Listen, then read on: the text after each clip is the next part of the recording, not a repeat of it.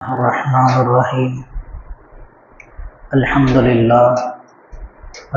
لله على كل حال. அல்லாஹ்வுடைய அளப்பெரும் கிருபையினால் 16 தராவிஹை முடித்திருக்கிறோம். அல்லாஹ் ஜல்ல சுப்ஹானஹு வ தஆலா மீதமுள்ள தராவிஹையும் நோன்பையும் சலாமத்தாக நிறைவேற்றக்கூடிய நசீபை அல்லாஹ் தஆலா நம் அனைவருக்கும் தருவானாக. ஆமீன். குர்ஆனில் கூறப்பட்டுள்ள ஆச்சரியமான சில செய்திகளில் இன்றைக்கு குழந்தைகளை பன்றிகளாக மாற்றப்பட்ட ஒரு பயங்கரமான ஒரு செய்தியை குறித்து நாம் பார்க்க இருக்கிறோம். அல்லாஹு தஆலா சூரா ஆல இம்ரானில் 49வது வசனத்திலே அல்லாஹ் சொல்கிறான், வரசூலன் இலா பனி இஸ்ராஈல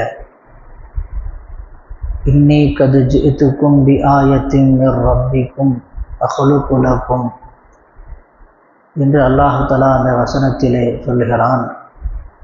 ஹஸரத் ஈசா அலைஹிஸ்ஸலாம் அவர்களுக்கு 4 முஅஜிசாக்களை அல்லாஹ் கொடுத்திருந்தார். அந்த 4 முஅஜிசாக்களில் ஒரு முஅஜிசா அற்புதம், ஒரு பறவையை களிமண்ணால் செய்வார்கள். களிமண்ணால் செய்து அல்லாஹ்வினுடைய அனுமதியின் பெயரில் உயிருள்ள பறவையாக மாறிவிடு என்று ஈசா அலைஹிஸ்ஸலாம் சொன்னால் அது உயிருள்ள பறவையாக மாறிவிடும். அல்லாஹ் ஜல்ல சுப்ஹானஹு வ தஆலா எல்லா நபிமார்களுக்கும் ஒவ்வொரு விதமான முஅஜிசாக்களை கொடுத்திருந்தான். அந்தந்த கால மக்கள் நபிமார்களை ஏற்றுக்கொள்ளாத போது நுபுவத்தை ஏற்றுக்கொள்வதற்காக வேண்டி சில அற்புதங்களை காட்டுவார்கள். அந்த அடிப்படையில் ஹஸரத் ஈசா அலைஹிஸ்ஸலாம் அவர்கள் 4 அற்புதங்களை காட்டியதாக அல்லாஹ் சொல்கிறான். அதிலே முதலாவது அற்புதம், ஒரு பறவையை களிமண்ணால் செய்து அல்லாஹ்வினுடைய உத்தரவின் பெயரில் அது உயிருள்ளதாக மாறு என்பதாக சொல்லுவாங்க. அதே போல் உயிருள்ளதாக மாறிவிடும். இரண்டாவது முஅஜிசா, பிறவியிலேயே கண் தெரியாத குருடர்கள், கண் தெரியாதவர்கள், இதுவரைக்கும் இன்றைக்கு விஞ்ஞானம் சரி, மருத்துவம் சரி, மிக உச்சத்தை எட்டி இருக்கிற இந்த காலகட்டத்தில் கூட பிறவி குருடர்களை சரி செய்வதற்குண்டான மருத்துவம் இல்லை. அந்த அளவுக்கு இன்னும் மருத்துவம் வளரலை. மருத்துவத்துறையில் எவ்வளவோ சாதனை படைத்திருக்கிறார்கள், எவ்வளவோ உச்சத்தை தொட்டிருக்கிறார்கள். ஆனால் பிறவி குருடர்களை, பிறக்கும் போதே கண் தெரியாத நபர்களை அந்த கண் பார்வை, இழந்த கண் பார்வை சரி செய்வதற்குண்டான ட்ரீட்மெண்ட் இன்னும் வரலை. ஆனால் ஈசா அலைஹிஸ்ஸலாம் 2000 ஆண்டுகளுக்கு முன்பாகவே என்ன செஞ்சாங்க?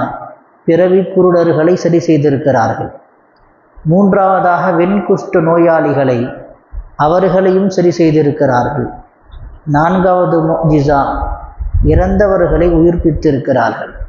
இப்படி 4 முஅஜிசாவை அல்லாஹு தஆலா இந்த சூரா ஆல இம்ரான் 49வது வசனத்திலே அல்லாஹ் சொல்லி காட்டுகிறான். முதலாவதாக அவர்கள் களிமண்ணால் செய்த பறவை வௌவாலை செய்தாங்க. ஈசா அலைஹிஸ்ஸலாம்கிட்ட அந்த பனூ இஸ்ரவேலர்கள் கேட்டாங்க. அந்த மக்களினுடைய கேட்டதற்கு நாங்கள் களிமண்ணால் வௌவாலை செய்கிறாங்க. வௌவாலை செய்து அல்லாஹ்வினுடைய அனுமதியின் பெயரில் உயிர் பெற்று விடு என்று சொன்னாங்க. அதே போல் அந்த வௌவால் உயிருள்ளதாக மாறியது. வௌவாலில் இருந்து நாம் பார்க்கிறோம் ஏராளமான சில செய்திகள், ஆச்சரியமான செய்திகள் இருக்கிறது. வௌவாலுக்கு பற்கள் இருக்கிறது. எந்த பறவைகளுக்கும் என்ன கிடையாது? பற்கள் கிடையாது. ஆனால் வௌவாலுக்கு மனிதர்களைப் போல பற்கள் இருக்கும். அதே போல் எந்த பறவையும் சிரிக்காது. வௌவால் இருக்கிறதே மனிதனைப் போல சிரிக்கக்கூடிய தன்மையுடையது. அதே போல் மற்ற பறவைகளுக்கும் வௌவாலுக்கும் உள்ள வித்தியாசம் என்னவென்று சொன்னால், எல்லா பறவைகளுக்கும் இறக்கை இருக்கும். ஆனால் இதனுடைய இறக்கை மனிதனுடைய கை போல இருக்கும். அது சின்ன குழந்தைகளுடைய கை போல, விரல்கள் போல அந்த இறக்கை அமைந்திருக்கும். அதே போல் நான்காவதாக மற்ற பறவைக்கும் வௌவாலுக்கும் உள்ள வித்தியாசம் என்னவென்று சொன்னால், எல்லா பறவையும் முட்டையிட்டு குஞ்சு பொரிக்கும். வௌவால் மனிதர்களைப் போல, சில விலங்குகளைப் போல, ஆடு மாடு ஒட்டகங்களைப் போல அது குட்டியிடும், பால் கொடுக்கும். அதே போல் மாதத்தீட்டும் அதற்கு வரும். பெண்களுக்கு மாதத்தீட்டு வருகிறதோ அதுபோல் மாதத்தீட்டும் வரும். சில ரிவாயத்துகளில் வருகிறது, பனு இஸ்ரவேலர்கள் அவர்கள் முன்னால் என்ன செய்வோம், ஹஸரத் ஈசா அலைஹிஸ்ஸலாம் பறக்க சொல்லுவாங்க. களிமண்ணால் வௌவாலை செய்து பறக்க சொல்லுவாங்க. அவர்கள் பார்த்து கொண்டு இருக்கும் வரைக்கும் பறந்து கொண்டே இருக்குவாங்க. அவர்களுடைய கண் பார்வையை விட்டு மறைந்ததற்கு பிறகு அது கீழே விழுந்து இறந்துவிடும் என்றும் ஹதீஸினுடைய அறிவிப்புகளில் வந்திருக்கிறது. அதே போல் இரண்டாவதாக பிறவி குருடர்களை ஹஸரத் ஈசா அலைஹிஸ்ஸலாம் சரி செய்திருக்கிறான். ஒரே நாளில் 50க்கும் மேற்பட்ட குருடர்கள், 50க்கும் மேற்பட்ட வெண்குஷ்ட நோயாளிகளை சரி செய்ததாக திருக்குர்ஆனினுடைய முஃபஸ்ஸிரீன்கள் நமக்கு சொல்லித் தருகிறார்கள். அதே போல் நாலாவதாக உயிரிழந்தவர்களை, வஃபாத்தானவர்களை என்ன செஞ்சுருக்கிறாங்க, அவர்களை மீண்டும் ஹயாத்துள்ளவராக ஆக்கியிருக்கிறான். ஈசா அலைஹிஸ்ஸலாம் அவருடைய நண்பர் ஆலர் அப்படிங்கிற ஒரு நபர், ஈசா அலைஹிஸ்ஸலாம் அவர்கள் வெளியூருக்கு போயிருந்தப்போ அவர் வஃபாத்தாகி அவரை அடக்கம் செஞ்சு 3 நாள் ஆயிடுச்சு. ஊருக்கு வந்தால் அவருடைய ஈசா அலைஹிஸ்ஸலாமுடைய நண்பர் இறந்து 3 நாள் ஆகி அடக்கம் செஞ்சுட்டாங்க. ஈசா அலைஹிஸ்ஸலாம் என்ன செஞ்சாங்க, கபருக்கு அருகாமையில் போய் நின்று பேரை சொல்லி கூப்பிட்டாங்க. அவர் எந்திரிச்சு வந்துட்டார். எந்திரிச்சு வந்து பல ஆண்டுகள் வாழ்ந்தார். குழந்தைகள் எல்லாம் பெற்றெடுத்ததாக முஃபஸ்ஸிரீன்கள் சொல்லித்தரான். இரண்டாவதாக ஒரு முதிய பெண்மணியினுடைய ஒரு மகன், ஒரு வயதான பெண்மணி, அந்த பெண்மணிக்கு ஒரே ஒரு மகன்தான். அந்த மகன்தான் அந்த தாயாரை பார்த்து கொண்டிருக்கிறார். வேறு யாரும் அவர்களை பார்ப்பதற்கு யாரும் இல்லை. அந்த மகன் வஃபாத்தான போது என்ன செஞ்சாங்க, ஹஸரத் ஈசா அலைஹிஸ்ஸலாம் அதே போல் அந்த மகனையும் என்ன செஞ்சாங்க, அவரை அடக்கம் செய்வதற்காக வேண்டி ஜனாசாவை கொண்டு போயிட்டு இருந்தாங்க. கொண்டு போய் கொண்டு இருக்கும்போது அந்த அம்மா ரொம்ப கவலைப்பட்டு அழுதுட்டு இருந்தாங்க. ஈசா அலைஹிஸ்ஸலாம் இதை பார்த்துட்டு அவரை கூப்பிட்டாங்க. அவர் எந்திரிச்சு வந்துட்டார். மீண்டும் பல ஆண்டுகள் வாழ்ந்தார். திருமணம் முடித்து கொடுக்கப்பட்டு அவரும் குழந்தையெல்லாம் பெற்றெடுத்ததாக முஃபஸ்ஸிரீன்கள் சொல்லித்தராங்க. மூன்றாவதாக வரி வசூல் செய்பவரினுடைய மகள், ஒரு பெண்மணியை என்ன செய்கிறாங்க, வஃபாத்தான பெண்மணியை ஹயாத்தாக்குறாங்க. அந்த பெண்மணியும் என்ன செஞ்சாங்க, குழந்தையெல்லாம் பெற்றெடுத்ததாக வரலாறில் பதிவாகி இருக்கிறது. இப்படி ஒவ்வொரு வஃபாத்தானவர்களையும் ஹயாத்தாக்கும் போது பனு இஸ்ரவேலர்கள் என்ன செஞ்சாங்க, நம்பலை, நீங்கள்லாம் ஏதோ ஏமாத்துறீங்க. எப்படி ஸல்லல்லாஹு அலைஹி வஸல்லம் அவருடைய முஅ்ஜிஸாவை யாரும் ஏற்றுக்கொள்ளவில்லையோ, சூனியக்காரர்கள் சொன்னாங்க, வாய்க்கு வந்ததெல்லாம் பைத்தியக்காரன்னு சொன்னாங்க, மந்திரவாதின்னு சொன்னாங்க, அது மாதிரி சொன்னாங்க. பனு இஸ்ரவேலர்கள் எல்லாம் மயக்கத்தில் இருந்திருக்கிறாங்க. 3 நாள் அவர் வஃபாத்தானதாக சொன்னாங்களே, அது உண்மையான பௌத்தம் இருக்க மாட்டார், மயக்கத்தில் இருந்திருப்பார். மயக்கத்தில் இருந்தவரை நீங்கள் என்ன செஞ்சுருக்கிறீங்க, அவரை எழுப்பி கூட்டு வந்துருக்கிறீங்க. நீங்கள் உண்மையானமே வஃபாத்தானவர் எழுப்புறதா இருந்தால் சமீபத்தில் வஃபாத்தாவனை எழுப்பக்கூடாது. ரொம்ப நாளைக்கு முன்னாடி வஃபாத்தானவரை என்ன செய்யுங்க, அவரை எழுப்பி காட்டுங்க அப்படின்னாங்க. ஹஸரத் ஆதம் அலைஹிஸ்ஸலாம் அவர்களுக்கு பிறகு நூஹ் அலைஹிஸ்ஸலாம் அவர்களுடைய மகன் ஹஸரத் சாம் அவர்களை என்ன செஞ்சாங்க, அவர்களை ஹயாத்தாக்குறாங்க.